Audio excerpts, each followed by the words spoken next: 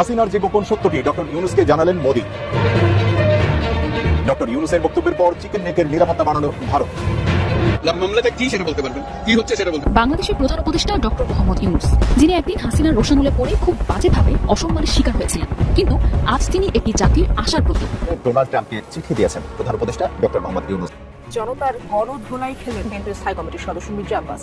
মারধরের শিকার তার দুই বন্ধু। সেই ঘটনার একটি ভিডিও ছড়িয়ে পড়েছে সোশ্যাল মিডিয়ায়। দর্শক, আপনারা দেখতে পাচ্ছেন যে পিনাকি ইলিয়াস সহ সাংবাদিকদের নিয়ে গালমন্দ করায় এই মুহূর্তে কিন্তু হামলার শিকার হয়েছে বিএনপি নেতা মির্জা আব্বাস। মির্জা আব্বাসকে কিন্তু গণধোলাই দিচ্ছে জনগণ মিলে। জারজ মিল্টন বকা দিয়েছে আমাকে, সেটাকে সমর্থন করেছে পিনাকি। অর্থাৎ জারজ মিল্টন যে ভাষাকে বকা দিয়েছে পিনাকি সমর্থন করেছে। আমি বলতে চাই যে ওরা সবাই একই বংশের, একই গোত্রের সন্তান। উনি বলছেন জন্মের ঠিক নাই আব্বাস ভাই, দুনিয়ার সব প্রাণী একই পদ্ধতিতে জন্মায়। আর একটা পদ্ধতি আছে টেস্ট টিউব বেবি, ওইখানে কেউ কাউকে না। তো ঠিক পদ্ধতি কোনটা মির্জা আব্বাস ভাই? আর আপনি কোন পদ্ধতিতে জন্মাইছেন? আর আপনি যে পদ্ধতিতে জন্মাইছেন সেটা তো ঠিক সার্টিফিকেট আপনাদেরকে দিচ্ছে। আসেন আমরা আমাদের ঠিক পথে জন্ম হওয়া মির্জা আব্বাস ভাইয়ের আমল নামা দেখি। ওনার আব্বা মতিঝিল সরকারি উচ্চ বিদ্যালয় বা মতিঝিল সেন্ট্রাল গভর্নমেন্ট স্কুল হিসেবে যেটা পরিচিত, ওই স্কুলের দপ্তরি ছিল ডং ডং ডং ডং ডং ডং কইরা ঘন্টা বাজাইতেন। 1991 সালে প্রথম এমপি হন মির্জা আব্বাস। তারপরে কিছুদিনের মধ্যে ঢাকার মেয়র, আর 4 বছরের মধ্যে ব্যাংক মালিক। এমপির বেতন কত মির্জা ভাই? মন্ত্রীর বেতন কত? 1-1.5 লাখ টাকা সেই সময় মাসে, তাই না?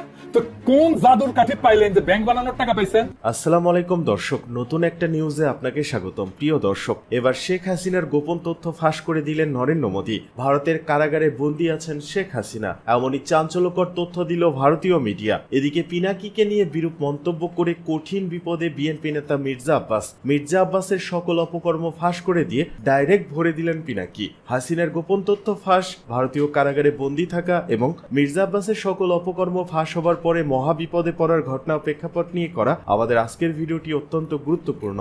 ভিডিওটি শুরু থেকে শেষ পর্যন্ত ধৈর্য সহকারে দেখে একটি লাইক দিয়ে সবাইকে শেয়ার করে দিন। আমাদের চ্যানেলে নতুন হলে চ্যানেলটি সাবস্ক্রাইব করে পাশে থাকা বেল আইকনে ক্লিক করে রাখুন। আমাদের ভিডিওটি আপনি বাংলাদেশের কোন জেলায় বসে দেখছেন বা শুনছেন সেটি অবশ্যই কমেন্ট বক্সে কমেন্ট করে জানিয়ে দিতে ভুলবেন না। হাসিনার যে গোপন সত্যটি ডক্টর ইউনূসকে জানালেন মোদি। ডক্টর ইউনূসের বক্তব্যের পর চিকেন নেকের নিরাপত্তা বাড়ালো ভারত। মোদিকে কেন গণ অভ্যুত্থানের স্মারক উপহার দিলেন না ডক্টর ইউনূস? এবার বিস্তারিত। শেখ হাসিনার সঙ্গে ভারতের সুসম্পর্ক থাকাকালীন আমরা আপনার প্রতি শেখ হাসিনার অসম্মানজনক আচরণ দেখেছি, কিন্তু আমরা আপনাকে সম্মান জানিয়েছি। ব্যাংককে বিমস্টেক সম্মেলনের ফাঁকে দ্বিপাক্ষিক বৈঠকে প্রধান উপদেষ্টা ডক্টর মোহাম্মদ ইউনূসকে এমনটাই জানিয়েছেন ভারতের প্রধানমন্ত্রী নরেন্দ্র মোদী। ব্যাংককে ইউনূস মোদীর বৈঠকের বিষয় নিয়ে দেওয়া এক ফেসবুক পোস্টে এমনটাই জানিয়েছেন প্রধান উপদেষ্টার প্রেস সচিব শফিকুল আলম। প্রথমবারের মতো দুই রাষ্ট্রপ্রধানের মধ্যে হওয়া এই দ্বিপাক্ষিক বৈঠকে ভারতের প্রধানমন্ত্রী নরেন্দ্র মোদী অধ্যাপক ডক্টর মোহাম্মদ ইউনূসের প্রতি অত্যন্ত শ্রদ্ধাশীল ছিলেন বলেও জানান প্রেস সচিব।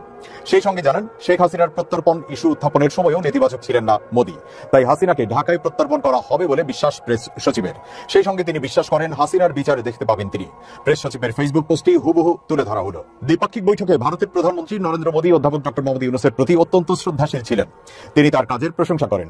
বৈঠকে তিনি যা বলেছিলেন তার মধ্যে একটি ছিল, শেখ হাসিনার সঙ্গে ভারতের সুসম্পর্ক থাকাকালীন আমরা আপনার প্রতি তার অসম্মানজনক আচরণ দেখেছি, কিন্তু আমরা আপনাকে সম্মান জানিয়েছি।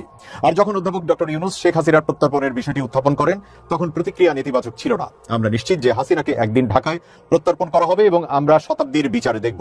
এছাড়া এটা বেশ স্পষ্ট ছিল যে ভারত বাংলাদেশের সঙ্গে তার সম্পর্কের ক্ষেত্রে একটি নতুন দিক নির্দেশনা তৈরি করতে চায়। বৈঠকে ভারতের প্রধানমন্ত্রী অধ্যাপক ইউনূসকে বেশ কয়েকবার বলেছিলেন যে ভারতের সম্পর্ক বাংলাদেশের জনগণের সঙ্গে কোনো একক দল বা ব্যক্তির সাথে নয়।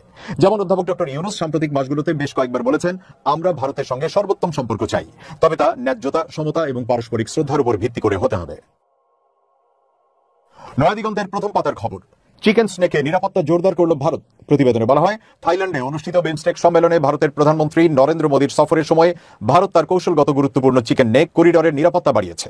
পশ্চিমবঙ্গের শিলিগুড়ি করিডর, যা উত্তর পূর্ব ভারতের সঙ্গে মূল ভূখণ্ডকে সংযুক্ত করে, এর চারপাশে রয়েছে নেপাল, বাংলাদেশ, ভুটান ও চীন। ভারত এই অঞ্চলে নিরাপত্তা জোরদারে বিভিন্ন পদক্ষেপ নিয়েছে, যেমন হাসিমারা বিমান ঘাঁটিতে রাফাল যুদ্ধ বিমান এবং মিগ মোতায়েন, ব্রাহ্মস মিসাইল রেজিমেন্ট স্থাপন, S-400 মিসাইল সিস্টেমের ব্যবস্থা এবং আকাশ প্রতিরক্ষা ব্যবস্থা জোরদার করা। এছাড়া নিয়মিত আগামীতে ট্যাঙ্ক এবং লাইভ ফায়ার সামরিক মহড়াও চালানো হচ্ছে। এদিকে বাংলাদেশে প্রধান উপদেষ্টা ডক্টর মোহাম্মদ ইউনূস ভারতের উত্তর পূর্বাঞ্চল নিয়ে মন্তব্য করেছেন এবং চীনের সঙ্গে বাণিজ্যিক সহযোগিতা বাড়ানোর কথা বলেন। বিশেষজ্ঞরা বলছেন বাংলাদেশের সঙ্গে চীনের সম্পর্ক ভারতের জন্য একটি কৌশলগত চ্যালেঞ্জ হতে পারে।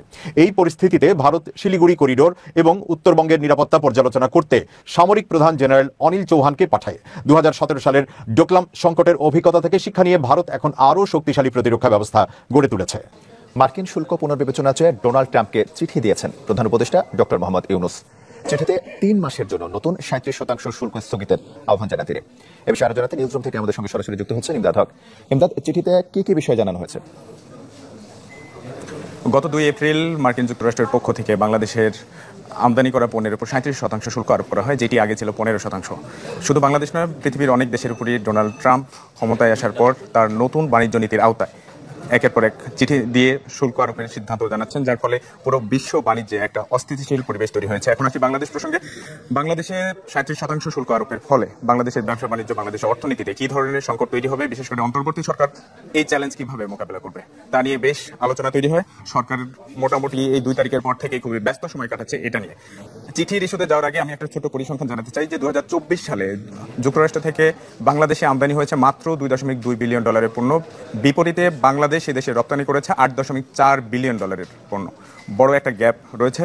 এই গ্যাপ দেখে এটাতে সমতা আনার জন্য ট্রাম্প প্রশাসন যে সিদ্ধান্ত নিয়েছে তার প্রেক্ষিতে এখন করণীয় কি? অন্তর্বর্তী সরকার দফায় দফায় সরকারি কর্মকর্তা, সংশ্লিষ্ট অংশীজন যারা এই খাতের ব্যবসায়ী, অর্থনীতিবিদ, বিশ্লেষক তাদের নিয়ে বৈঠক করেছেন। বৈঠক করার পর একটা সিদ্ধান্তে এই সরকার পৌঁছে। অধ্যাপক ডক্টর ইউনূস সরাসরি ডোনাল্ড ট্রাম্পকে চিঠি লেখার সিদ্ধান্ত আমরা গতকালই জানিয়েছিলাম সংবাদ মাধ্যমে। আজকে সেই চিঠি ডক্টর ইউনূসের স্বাক্ষর করে ডোনাল্ড ট্রাম্পকে পাঠানো হয়। চিঠিতে প্রথমেই ডক্টর ইউনূস ডোনাল্ড ট্রাম্পকে তার বাণিজ্য নীতির জন্য অভিনন্দন জানিয়েছেন। তিনি বলেছেন যে আপনি যখন ক্ষমতায় আসেন আপনার বাণিজ্য নীতি আমরাও বুঝতে পেরেছিলাম, এর ফলে আপনি দায়িত্ব গ্রহণের পরপরই আমরা এখান থেকে যুক্তরাষ্ট্রের সাথে বাংলাদেশের বাণিজ্য কি পরিমাণে বাড়ানো যায়, বিদ্যমান পদ্ধতিতে কি কি সমস্যা রয়েছে সেগুলো সমাধানের জন্য আমি একটা প্রতিনিধি দল পাঠাই। বলা হয় যে উন্নয়নশীল দেশগুলোর মধ্য থেকে বাংলাদেশের প্রথম কোনো দলকে যুক্তরাষ্ট্রে পাঠায়। তিনি চিঠিতে উল্লেখ করেছেন যে যুক্তরাষ্ট্র থেকে বাংলাদেশে যেসব পণ্য আসে, এলএনজির ক্ষেত্রে কিছু নীতিগত বাধা ছিল। অন্তর্বর্তী সরকার দায়িত্ব নেওয়ার পর যুক্তরাষ্ট্রের বাজার থেকে বাংলাদেশের জন্য আরও বিপুল পরিমাণ এই পণ্য আমদানি করা হয়। এই নীতিগত পদ্ধতির জটিলতা যেটা ছিল সেটি রিমুভ করার জন্য, দূর করার জন্য অন্তর্বর্তী সরকার সিদ্ধান্ত নিয়েছে। চিঠিতে তিনি সেটা উল্লেখ করেছেন। মির্জা আব্বাস ভাই কামান দেখেছেন, একদিকে মির্জা ফখরুল আর একদিকে মির্জা আব্বাস, দুই দিকে দুই মির্জা বিরামহীন ভাবে সোশ্যাল মিডিয়ার পিছে লাগিছে। বিএনপির Mirza to the power square, এদের সঙ্গে আমাদের বিরোধটা অনিবার্য ছিল, মানে সোশ্যাল মিডিয়া। জুলাই আগস্ট বিপ্লবের মধ্যে দিয়ে যে নতুন বাংলাদেশ গড়ার স্বপ্ন আমাদের তরুণ প্রজন্ম দেখতেছে, সেই নতুন বাংলাদেশে মির্জা আব্বাসদের রাজনৈতিক নেতৃত্ব মূল্যহীন হয়ে পড়ছে। যেই বয়সে অবসরে যাওয়া উচিত সেই বয়সে তার চাইতে অল্প বয়সের লোকদের সাথে দ্বৈরতায় লিপ্ত হওয়ার চেষ্টা করাটা নিরেট বোকামি। এই বোকামির মূল্য দিতে হবে মির্জা আব্বাসকে। সরি মির্জা আব্বাস ভাই, আপনার রাজনীতি থেকে অবসরটা গৌরবময় হইতে পারতো, আনন্দময় হইতে পারতো। আপনি লজ্জা আর অপমানের সঙ্গে বিদায় নেবেন, কি আর করা। কাউকে শয়তানে কখনো লাড়ে সারে, আপনারও শয়তানে লাড়ছে। আমি কিন্তু মির্জা আব্বাসকে কিছুই বলি নাই, উনারা কেউ শুনে যাচ্ছে বলে গালি দিচ্ছে। আমি জানতাম না কে গালি দিচ্ছে, ওটা প্রথম শুনি মির্জা ফখরুলের মুখে। উনি বলতেছেন মির্জা আব্বাসকে বলছে, কত খারাপ কাজ করেছে। মির্জা ফখরুল আর মির্জা আব্বাস কিন্তু বিরোধ আছে, রাজনৈতিক বিরোধ আছে, এক গ্রুপে না কিন্তু তারা, যারা বিএনপি করেন তারা জানেন। কিন্তু মির্জা ফখরুল তো ছাত্র ইউনিয়ন করে লোক, উনি গিরিঙ্গি কেমন করে করতে হয় এটা ভালো জানে। উনি কায়দা করে মির্জা আব্বাসকে সামনে দিয়ে দিলেন আমাদের, আর মির্জা আব্বাস ভাই কিছু বুঝা না বুঝা আইসা শুরু করলেন ব্যাটিং করা। মানে যে গালিটা মির্জা ফখরুল দিতে পারবে না সেটা মির্জা আব্বাসকে দিয়ে দেওয়াইলেন আর কি। এটা গিরিঙ্গি আর কি, ছাত্র ইউনিয়নের গিরিঙ্গি। আমি বুঝতে পারি এই সমস্ত। আচ্ছা মির্জা আব্বাস ভাই আপনি বলেন আমি কি ভুলটা বলছি? আমি বলছি বারাক ওবামা যখন আমেরিকার প্রেসিডেন্ট তখন তাকে ফিলিপাইনের প্রেসিডেন্ট বেশ্যার বাচ্চা বলে গালি দিছিল, আর বারাক ওবামা সেটাকে হজম করছে। আপনি একজন পলিটিশিয়ান হয়ে সেটা হজম করতে পারবেন না কেন?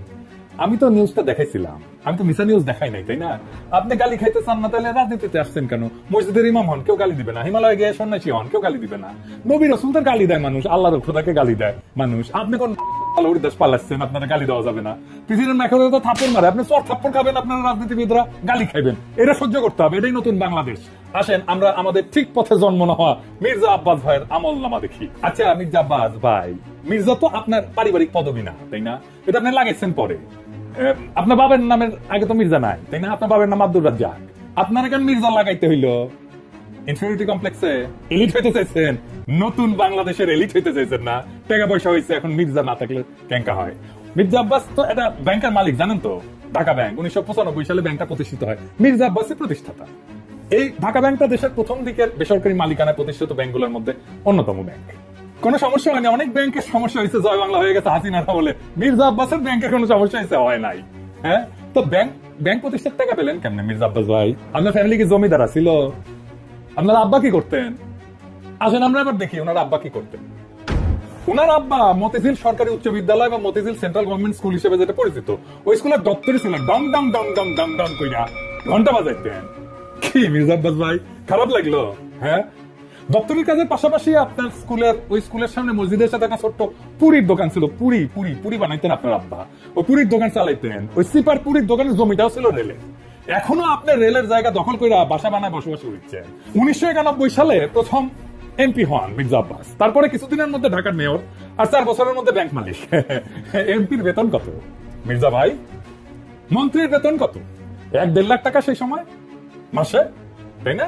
তো কোন জাদুর কাঠি পাইলেন যে ব্যাংক বানানোর টাকা পাইছেন? এমপি হওয়ার আগে কি করতেন আপনি? আপনি ছিলেন কমিশনার। কমিশনারের বেতন কত? আপনার বৈধ ব্যবসা কি ছিল? বৈধ ব্যবসা ছিল ওই অঞ্চলে শাহজাহানপুরের গরুর হাটের ইজারা নিতেন আপনি। সেই 75 পরবর্তী সময় কমলাপুর রেলওয়ে যত ঠিকাদারি, সড়ক পরিবহন সব আরো বহু জায়গা থেকে চাঁদা উঠেছেন।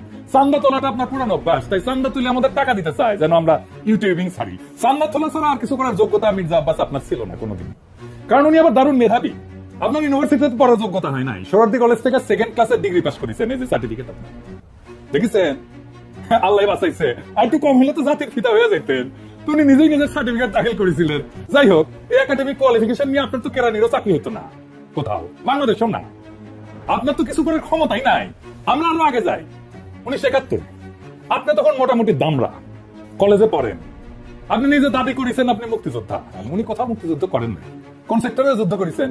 কোথায় ট্রেনিং নিছেন? কারা ছিল সহযোদ্ধা? মিথ্যা কথা কইতে লজ্জা লাগে না মির্জা আব্বাস? এটা চেনেন? 1971 পাকিস্তানি বাহিনী তার নাম শুনলে কাপড় নষ্ট করে ফেলতো। ঢাকার গেরিলা মুক্তিযোদ্ধা সাদেক হোসেন খোকার দলে। আমি তার কাছ থেকে জানছি আপনি মুক্তিযুদ্ধ করেন নাই। এমনকি আপনি এই যে যারা মুক্তিযুদ্ধ করছে একই সময় ঢাকায়, আজম খান, ইকবাল সুফি, আলমাস লস্কর, কাজী মোহাম্মদ হেদায়েতুল্লাহ, ঢাকার মুক্তিযুদ্ধের সেই উজ্জ্বল নামগুলা কারো বন্ধু সার্কেলের লোক আপনি ছিলেন না। 1971 মুক্তিযুদ্ধে যাওয়ার সাহস হয় নাই, আজ আসছেন 71 বাঁচাইতে, দ্বিতীয় স্বাধীনতাকে অস্বীকার করতে। বাহ বাহ, চমৎকার চমৎকার। আর এক জাফর ইকবাল রাজনীতিতে আবার বলছেন আমরা নাকি হাসিনারে যারা সমর্থন করছে সে ব্যবসায়ীদের বিরুদ্ধে কিছু বলি না। আব্বাস কি শুক্রে 8 দিন হইলে আমার ভিডিও দেখেন, তিনি কি কাউরে ছাড়িছে? হাসিনা যখন ক্ষমতায় তখন একটা এপিসোডই করছে আলাদা করে ফ্যাসিবাদের সমর্থক ব্যবসায়ীদের। হাসিনা যাওয়ার পরে আপনার সামনে কেন সময় টিভির মাইক্রোফোন এদিকে সে বড় করে দেখান, মাথার উপরে কেন চ্যানেল 24 এর লোক? ওরা কি আপনার দুলাভাই লাগে নাকি আপনার চান্দা দেয়? পিছিয়ে লাগিয়েছি ইন্ডিয়ান লেসপেন্সারি যারা করে তাদের পিছিয়ে লাগিয়েছি। প্রফেসর ইউনুসের পিছনে নাকি আমরা লাগবো? অবশ্যই লাগবো যদি প্রফেসর ইউনুস ইন্ডিয়ান লেসপেন্সারি করে। ইন্ডিয়ান লেসপেন্সারি বাদ দেন, তারপরে এসে আলাপ করতে। আমাদের কাছে খবর আছে, বুঝছেন? সব খবর আছে। কি করেছেন হাসিনার আমলে, কেমনে কারে ম্যানেজ করেছেন, সব খবর আছে। যে মির্জাদের খবর আছে, ডক্টর পিনাকি ভট্টাচার্য খবর করে ছাড়বে। আজকে ডক্টর পিনাকি ভট্টাচার্য এরকম উলঙ্গ করেছে মির্জা আব্বাসকে, সাথে মির্জা ফখরুল ইসলাম আলমগীরকেও ঢুকিয়ে দিয়েছে। ফখরুল ইসলাম আলমগীর ছিলেন বামপন্থী রাজনীতিবিদ, ওই কুটি চালটা নাকি চেলেছেন ফখরুল ইসলাম আলমগীর সাহেব। কুটি চাল চাইলা মির্জা আব্বাসের রাজনৈতিক জীবন বরবাদ করে দিয়েছেন। এখন মির্জা আব্বাস যে লাফিয়ে পড়লেন ডক্টর পিনাকি ভট্টাচার্য আর প্রবাসীদের বিরুদ্ধে, এখন প্রবাসীরা চতুর্দিক থেকে খেপে গিয়েছে মির্জা আব্বাসের উপরে, আর সেই কারণে আজকে ডক্টর পিনাকি ভট্টাচার্য উলঙ্গ করে দিয়েছেন একেবারে। এদিকে ব্যবসা প্রতিষ্ঠানে ভাঙচুর লুটপাটে জড়িত 49 জন গ্রেপ্তার। গাজায় ইসরায়েলের হত্যাযজ্ঞের প্রতিবাদে বের হওয়া বিক্ষোভ মিছিল থেকে সিলেট সহ দেশের বিভিন্ন স্থানে দোকান ও ব্যবসা প্রতিষ্ঠানে ভাঙচুর লুটপাটে জড়িত 49 জনকে গ্রেপ্তার করেছে পুলিশ। মঙ্গলবার সকালে তথ্য জানান পুলিশ সদর দপ্তরের এআইজি মিডিয়ান পিয়ার ইনামুল হক সাগর। তিনি বলেন গতকাল সিলেট সহ দেশের বিভিন্ন শহরে দোকান ও ব্যবসা প্রতিষ্ঠান ভাঙচুরের ঘটনায় জড়িত 49 জনকে গ্রেপ্তার করেছে পুলিশ। তাদের বিরুদ্ধে আইনগত ব্যবস্থা প্রক্রিয়াধীন। এর আগে সোমবার রাতে পুলিশ মহাপরিদর্শক আইজিপি বাহারুল আলম সিলেট সহ দেশের বিভিন্ন শহরে দোকানপাট ও ব্যবসা প্রতিষ্ঠানে হামলা ও ভাঙচুরের ঘটনায় দোষীদের গ্রেপ্তারের নির্দেশ দেন। আইজিপি বলেন, আমাদের কাছে হামলাকারীদের ভিডিও ফুটেজ রয়েছে, তাদের শনাক্ত করা হচ্ছে এবং অতি দ্রুত গ্রেপ্তার করা হবে। পুলিশ টিম এরই মতো কাজ শুরু করেছে। সরকার কোনো আইনসম্মত প্রতিবাদে বাধা দেয় না, তবে প্রতিবাদের নামে কোনো অপরাধমূলক কর্মকাণ্ড বরদাস্ত করা হবে না।